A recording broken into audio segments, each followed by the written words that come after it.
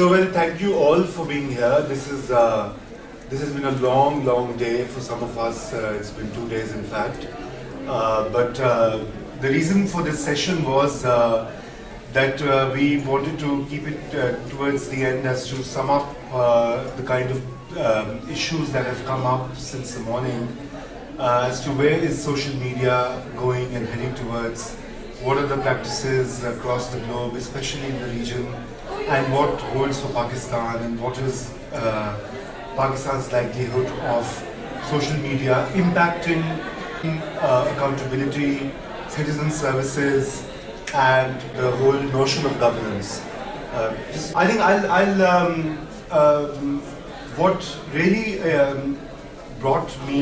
intrigued me that when I started to blog 5-6 years ago, and as I had my own personal website, and then I set up this thing called Lahore Nama blog.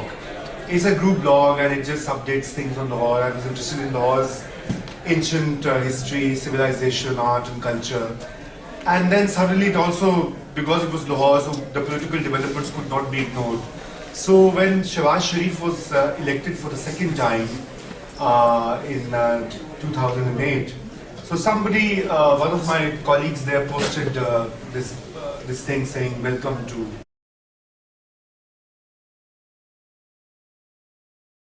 Punjab once again, Chief Minister." And within, I think, a day we had like 10 comments of people saying yes. I mean, some 5 people saying great, this is the best thing, and 5 people saying, oh, basically F off, why are you here? And what did you do the last time?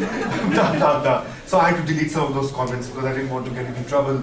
But gradually over time, that is the most active page on Lahore Nama, other than the sex searches.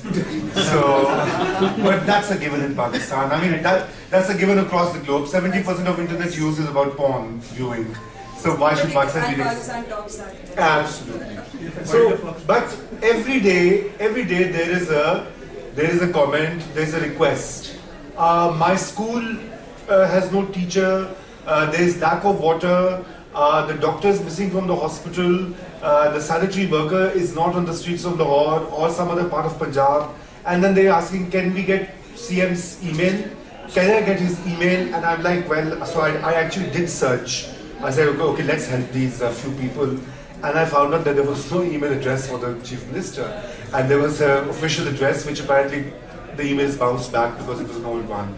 Then they wanted a directory of emails for the key civil servants, like the Chief Secretary, the head of Lahore Development Authority, the head of Water and Sanitation Agency, because people's daily lives are completely, affected by these inefficiency of services. And so I just realized that, here was this blog completely not devoted to citizens or governance or public services or accountability, but it had that potential. And that, I suppose, was also the time when the lawyers movement had taken off and there was all this anti-Musharraf blogging going on and the use of social media, so it all fitted into the pattern.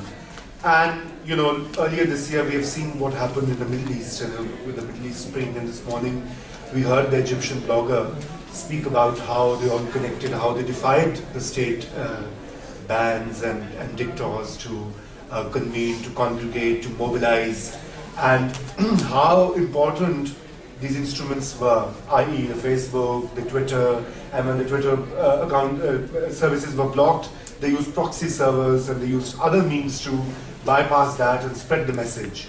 So I think there is definitely a very vibrant future of social media in Pakistan. In fact, 2 days ago, I was in Islamabad attending or actually delivering a training seminar for civil servants on the use of social media. And so first of all, I said, what difference is it going to make? It'll be just another workshop where you go and some civil servants will hear you out and some won't and some will snooze. But actually there is a growing realization within the state as well. And Pakistan's state, which has, if you look at the Osama bin Laden issue, the on-ground tweeters or the Twitter community was actually generating and creating more news and opinions than the government of Pakistan for 3 days. The president just wrote an op-ed and became silent. The Prime Minister in his first address interview said, "Congratulations US, well done to kill the terrorists, blah blah blah." And then you had a third version by the Foreign Office briefing which said, "Oh my God, our sovereignty and honor has been compromised and the airspace has been violated, and all the Gharat's honor was taken out or hijacked or whatever." And then the fourth version appeared, where you had an FIR lodged in the Abbottabad police station, which had a completely different story. So from a very, very, this is an amazing case study, how the state's inability to cope with a changing information world and changing information contours is completely rendering it into a joke, unfortunately. And if you look at our history in South Asia, and in the late 19th century, South Asia, i.e. the Indian subcontinent, went through what we know as a communications revolution. Prior to the introduction of railways, there was no safe and reliable, accessible means to access different points of India. So in 1861, the rails were introduced. Then you had the postal and the telegraph systems. Then you had other forms of communication. And by the end of the 19th century, you actually had a communications system which mobilized people, which brought awareness, which connected the disparate parts of Indian subcontinent, and you saw the whole formation of the Indian nationalist movement around that time. And so there's a huge historical lesson. I think Pakistan is now at the anvil, or has actually entered a second moment. And I'm sure India and Bangladesh have also done that, but I'm now focusing more on Pakistan. I think we have also entered into the second moment of this information revolution, because we have been governed by a certain modus operandi. Again, the state that was formed in the late 19th century was a secretive, insular, disconnected, unaccountable state. We tried to hold it together, but it's now cracking up. Everywhere it is being eaten from the edges, whether it's Balochistan, parts of Karachi, Fata, Khyber Pakhtunkhwa, you name it, South Punjab, it's not working. And I think one of the key reasons it is not likely to work is that you have in this country, never before, unprecedented connectivity, unprecedented traveling of news.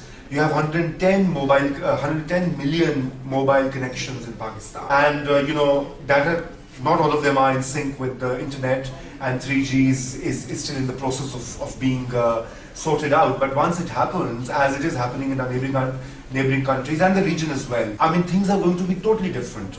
Add to that 20 million active internet users. That's there's about 11% internet penetration in Pakistan, and mostly urban. And you add the third dynamic, which is that Pakistan is a fastly urbanizing country. The last census showed that about 35% of Pakistan was urban, but the definition of urban, unfortunately, comes from a 19th century definition of an urban. It has no connection with the reality. So unofficial estimates say about 45 to 50% of Pakistan is actually urban.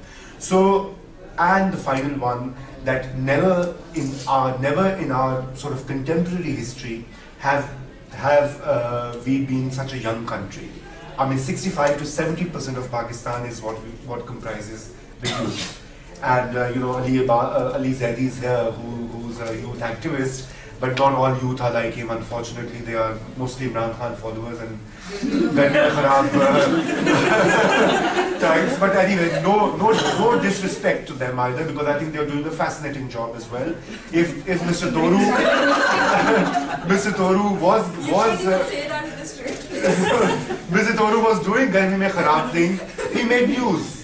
I think that is the most fabulous thing. That Toru, this guy, I had not known him had he not made those remarks. How would I bring a revolution under such intense heat?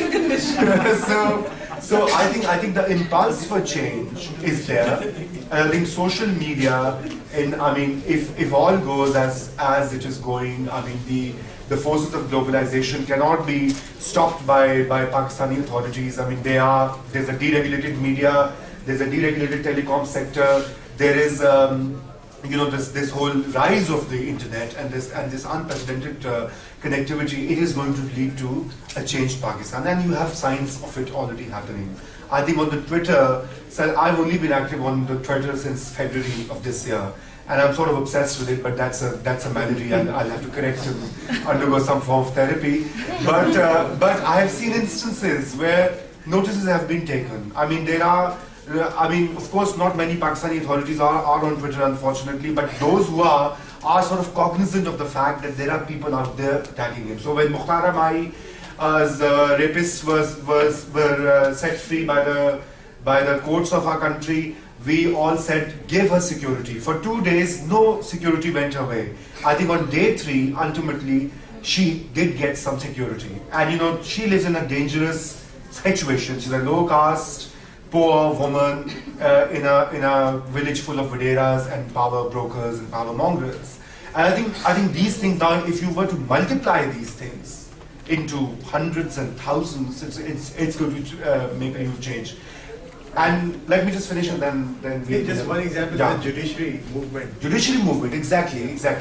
I mean, precisely. Why did the lawyers' movement of 2007 in Pakistan became what it turned out to be? It started as a small movement of lawyers marching and defying the police to restore a judge who had been unfairly dismissed by a military dictator. Soon it turned out to be a movement for democracy, social justice, rule of law, inflation, economy, I mean, you name it. In a year's time, it was a panacea for every ill and problem in this country. And how? Because there was an electronic media, and when Musharraf did clamp down on the media itself, then the alternative media, or the new media, the blogosphere, became the mobilizer. I mean, I remember Emergency Times was a blog being taken out, and you had all the information on the protests, etc. There was another mail list server of which I was a part, very active. It was, I think, Emergency PK,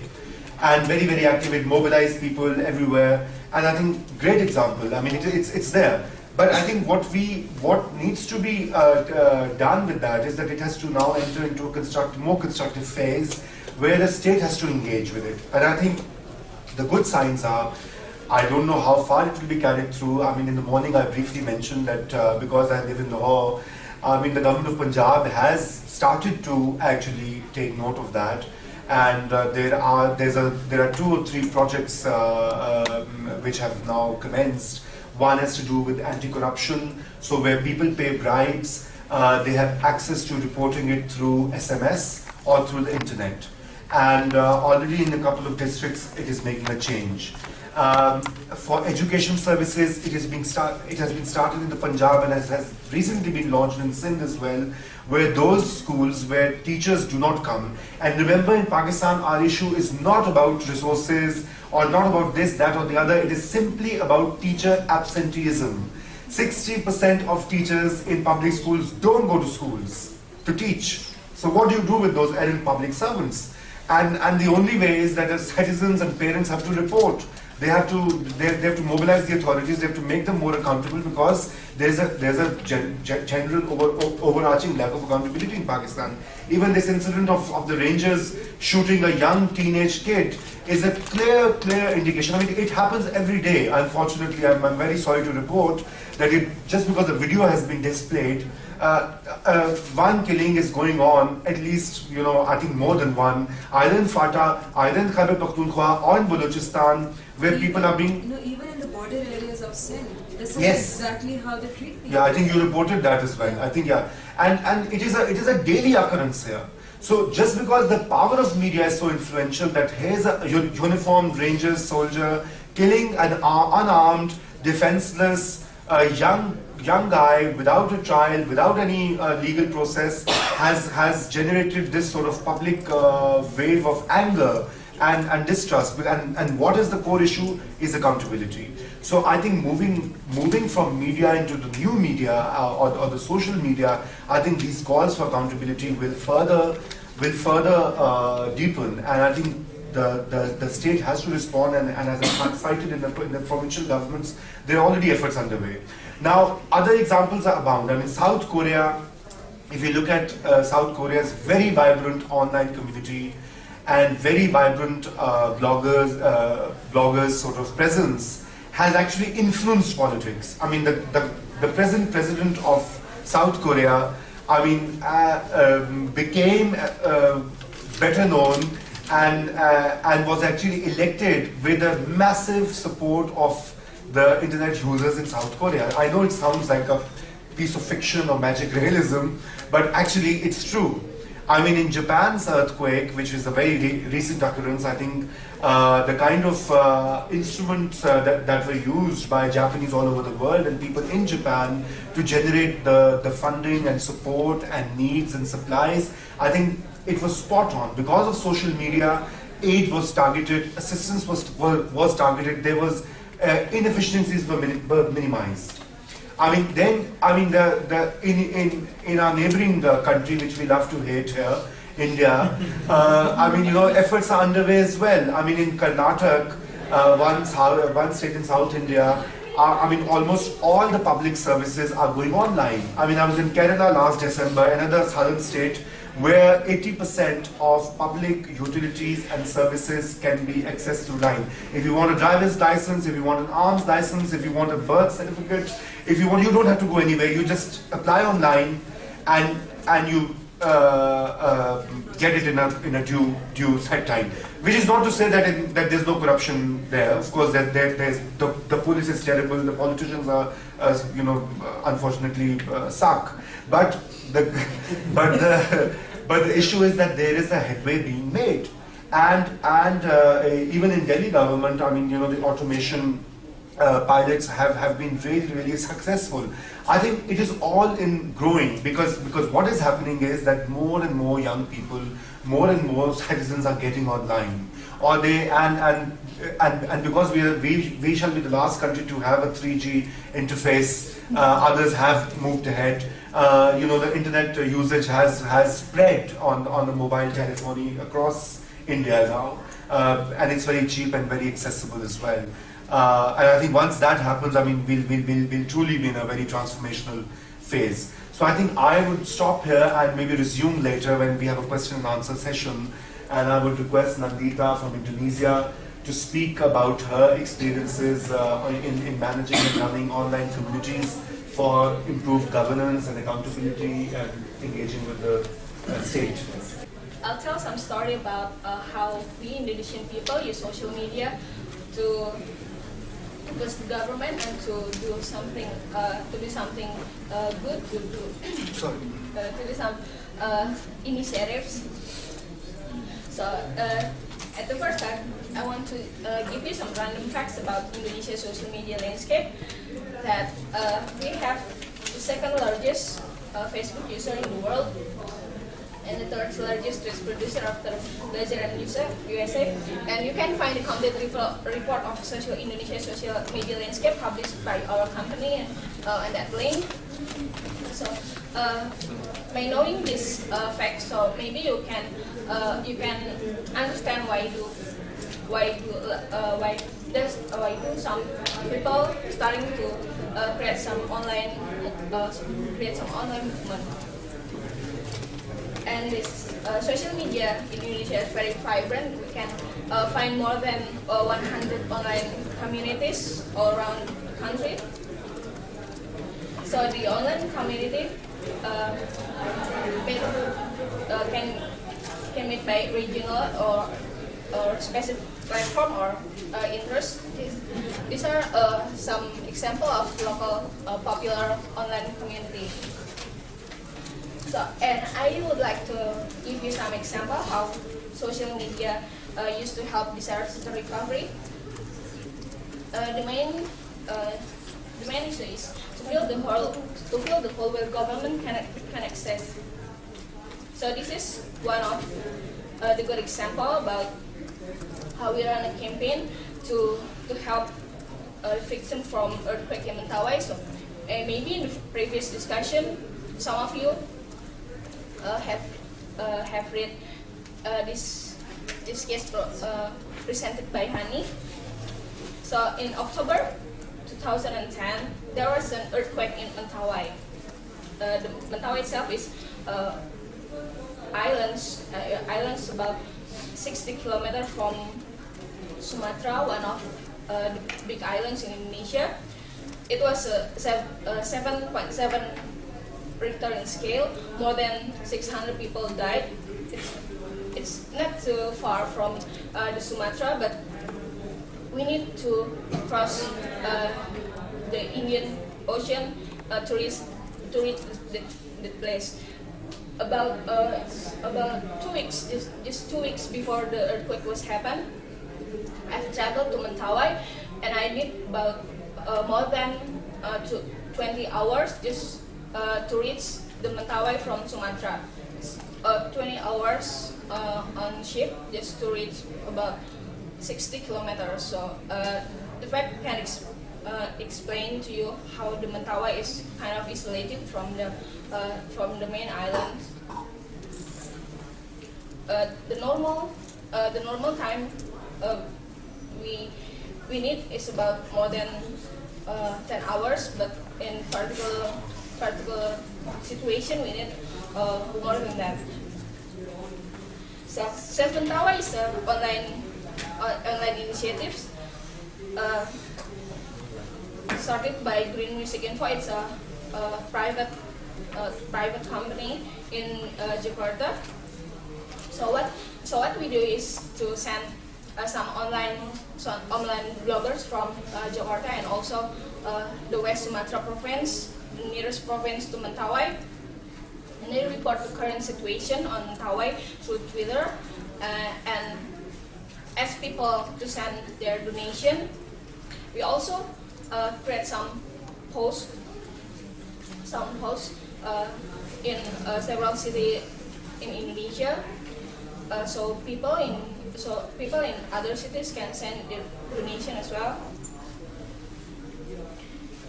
And this is one of the good example about social media use in disaster recovery. So we have this Jalin Merapi community. So it was formed after the Merapi eruption in October 2010. More than 200 people died, and we have more than actually it's more than 65,000 people need to be evacuated from their place. So similar to Save Mentawai, what we do is to send people to send the nearest onliners to report the current situation on social media. So it leads to some donation collected in some other places.